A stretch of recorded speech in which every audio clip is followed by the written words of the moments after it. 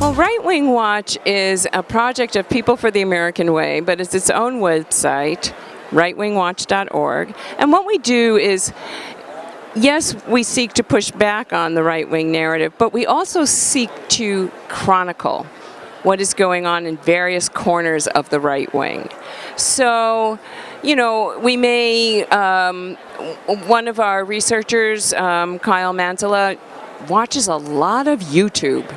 Watches a whole lot of YouTube, and he clips the videos, and we put those videos up on our website. We put them out through our Twitter feed, and it's raw research that's available to journalists then and to other researchers, and also to a progressive audience that may not know what the QAnon conspiracy theory is, or that a guy who was at the White House in part of the cybersecurity summit at the White House on Thursday is a QAnon conspiracy theorist, right? Which is this phantasmagorical conspiracy theory by which people believed that the Mueller investigation was really this secret plan by Donald Trump to eventually expose all Democrats and Hollywood performers as pedophiles, and there would be mass arrests of all these people. I mean,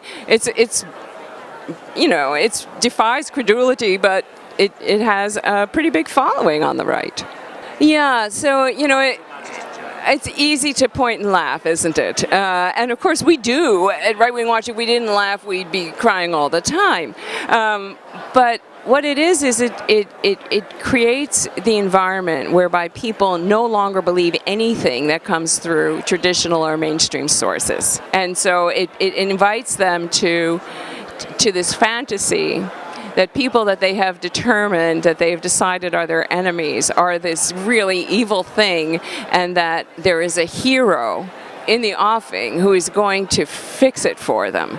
And once you separate people from, once people are unmoored from any kind of fact-checking, any kind of source, traditional sourcing, then they will believe whatever the authoritarian tells them, and the authoritarian in this case being Donald J. Trump, the President of the United States. Oh, where to begin? there is a lot.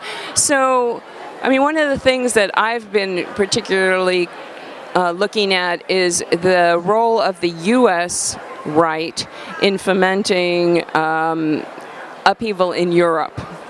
The U.S. right has been very involved in supporting the right-wing parties in Europe, which want to break up the European Union, and they are doing it by getting themselves elected to the European Union Parliament.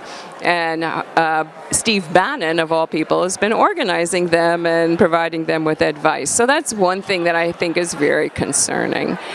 The other thing is that our democracy in the United States of America is in great peril. We are already in a constitutional crisis, and yet we are not behaving as if we are. There seems to be a state of disbelief or paralysis or despair or something that where the nation at large is not grasping the danger that we are in, of losing our democracy. Imagine if Trump had decided to actually defy the Supreme Court with the census question, right?